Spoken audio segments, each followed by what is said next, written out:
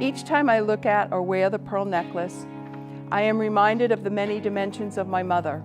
Her pearl necklace always feels like it is perfect on me, and today brings me a blended string of stories of us.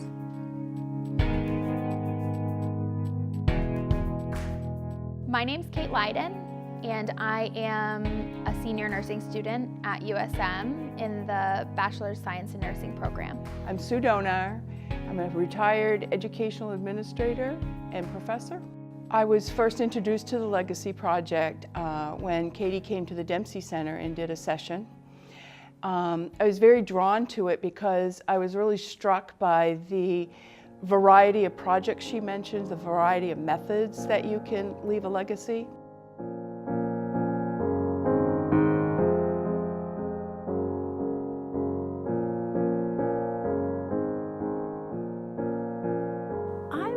Interested when Kate came to me about her idea of legacy in general with end-of-life population. I was very excited. I could see the excitement in her voice and in her ideas. When I met this population of people in my community and I looked at how can I help them, my call to action wasn't the physical, it wasn't the medical. It really was the spiritual, the emotional, and the psychosocial.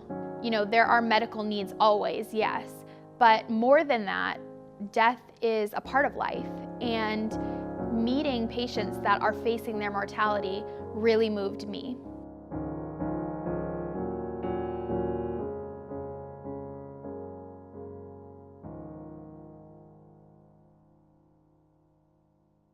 My implementation in this partnership was to go in front of a support group of patients and their family members who were facing terminal cancer and say to them, your life matters.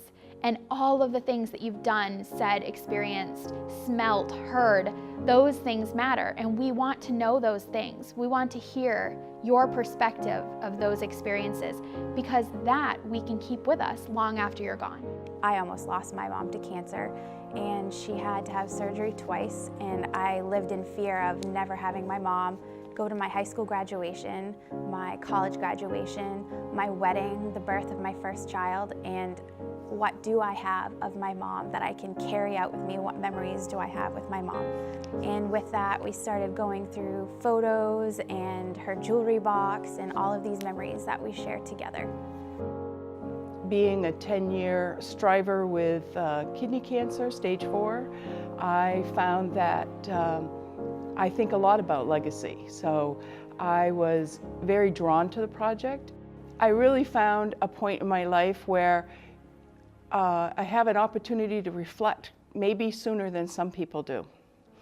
And I'm really grateful for that, because it has allowed me an opportunity to think about what is it that I want to leave behind? What is it I want to be remembered for?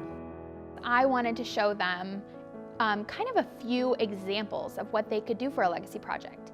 And it can be as simple as a quote, something you've said that was really meaningful in your life, and being able to have kind of your anthem that will stay with your family members or your important people in your life. So this is a quote that I got from one of my support groups at the Dempsey Center that I was going to lead off my legacy class with.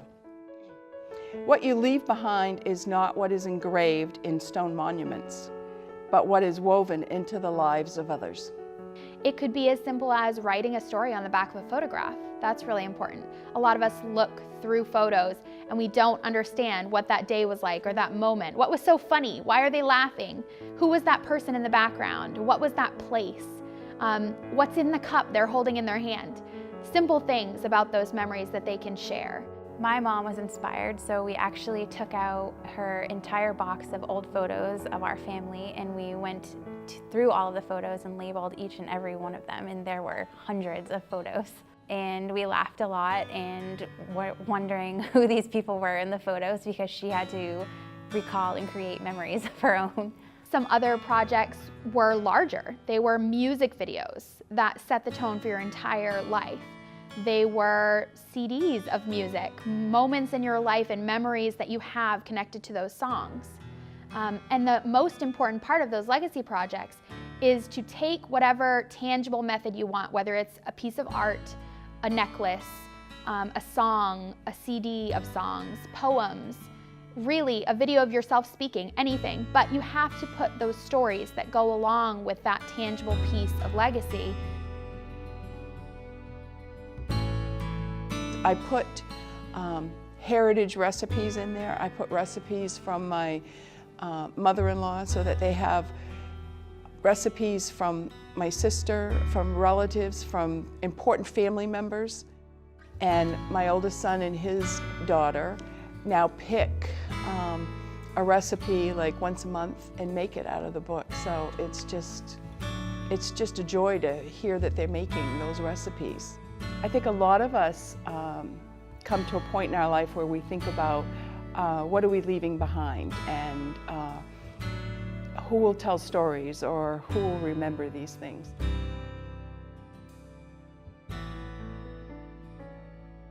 And I don't remember a single thing that she cooked that I enjoyed eating. She was not a great cook. She would always feed us. I remember being fed at her home, but none of them stand out to me as like a recipe I would really ask for. I mean, like my favorite thing I ate there was this red Jell-O from a box that she put Cool Whip on top of, but she fed us in these fancy red cups. And I remember when she passed away, my father said to me, go into the house, take whatever you want, you know, if there are certain things that mean something to you. And all I could think to take were those Jell-O cups, those red and white fancy glasses, and her half aprons. The legacy I leave behind is the importance of family and the commitment to family, that family comes first, that family is who you turn to, is who you support. So we were getting ready for my goddaughter to come over, my son and I, he's 5. And I said, what would you want to make for a special dessert for after dinner for you and Amelia? And he said Jell-O. And immediately I went to the cupboard and got those red fancy cups out. And I said, buddy, this is really special. We have to be careful with these cups because, and I told him the whole story about how my meme would always have Jell-O with Cool Whip for us.